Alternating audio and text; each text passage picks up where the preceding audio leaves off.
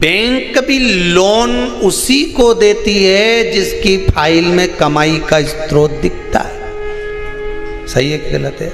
Loan लेने वाले जानते हैं, तुम्हारी कमाई देखेगी पहले बैंक, वहां से कितना आ रहा है, कमाई कितनी हो रही है, सर्विस में कितना मिल रहा है, उसमें ये कटवा देगा। बैंक लोन तब देती है जब तुम्हारी कमाई का स्रोत दिखता है।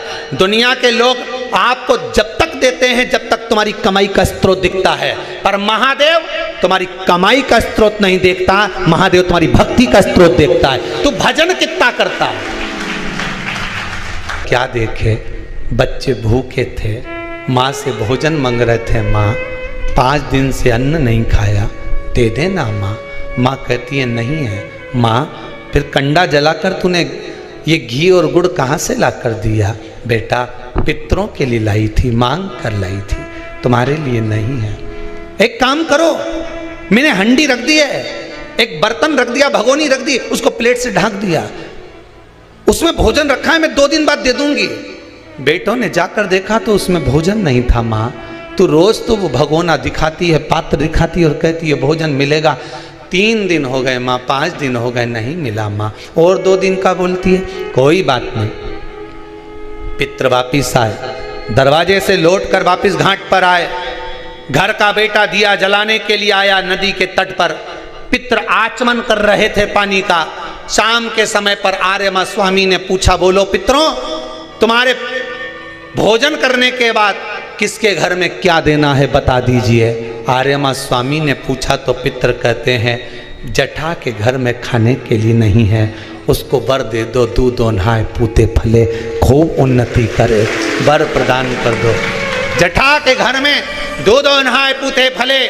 जैसे ही बेटे ने दिया जलाया घाट पर, वहां पर खुशियों का दीप जल गया, आनंद का दीप जल गया, सारा सुख जठा के घर में पहुंच गया।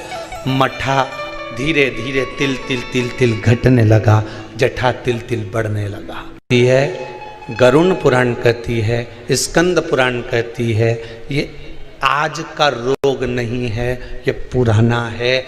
जब पूर्व में किसी के घात दी होगी, किसी के हृदय को चोट दी होगी, कोई ऐसा प्रहार कर दिया होगा, किसी के विश्वास को, भरोसे को, दृढ़ता को कहीं किसी न किसी रूप में किसी के धन को खाकर दिया नहीं होगा, तो वो इस शरीर में आकर चुकाना पड़ता है। कहीं पाँव, कहीं हाथ, कहीं ये काम नहीं करे, कहीं ये काम नहीं करे, कहीं ये नहीं करे, कहीं मुंडा नहीं करे, कहीं ये मुख नहीं करे। क्यों? किस लिए? तुमने ना कोई गलत काम करा, ना तुमने कभी कोई गलत कृत्य किया, ना तुमने कभी गलत खाया, ना कोई गलत पिया, इसके बाद ये बीमारी कैसे आ गई, इसको ऐसा रोग कैसे आ गया, ये तो कहीं जाए नहीं, आए नहीं, किसी से मिले नहीं, जुले नहीं, फिर रोग कैसे आ गया? उसका कारण है हमारा आज का नहीं। मत बुरे कर्म कर बंदे वरना पछताएगा, भगवान की आंखों से तू बच नहीं। ओ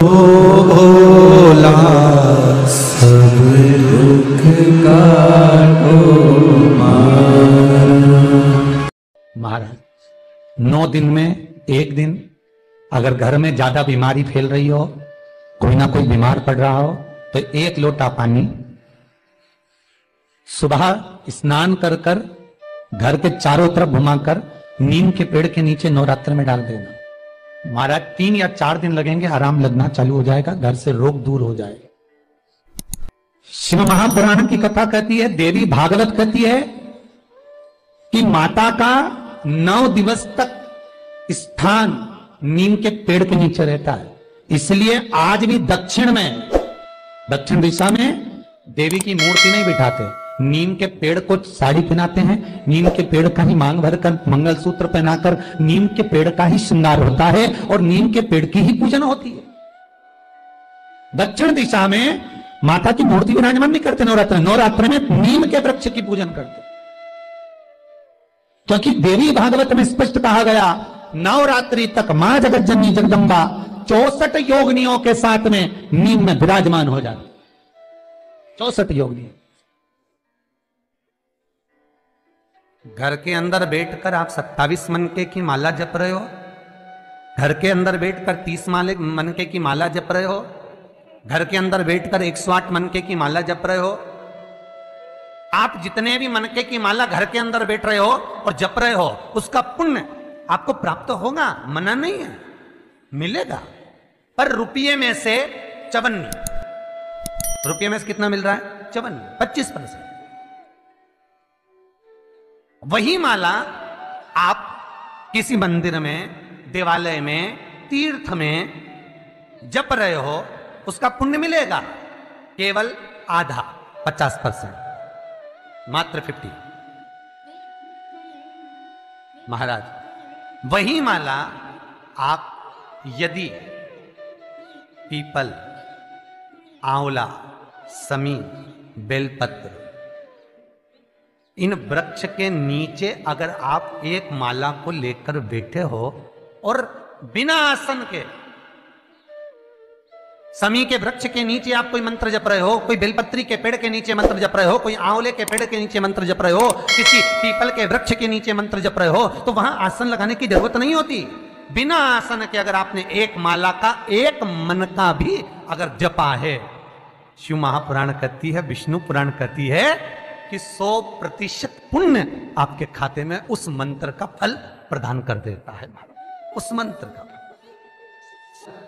शिव महापुराण की कथा, लिंग पुराण की कथा, विष्णु पुराण की कथा, पद्म पुराण की कथा कहती है कि किसी वृक्ष के नीचे, जिन वृक्षों का गुणगान हमारे शास्त्र करते हैं, जिन वृक्षों का गुणगान हमारी पुराणे करती हैं, उन वृक्ष के नीचे अगर एक मंत्र का मन का भी फेरा जाए तो उसका पुण्य हजारों गुना प्राप्त हो जाता, आप रूप प्राप्त होता है अपने आप।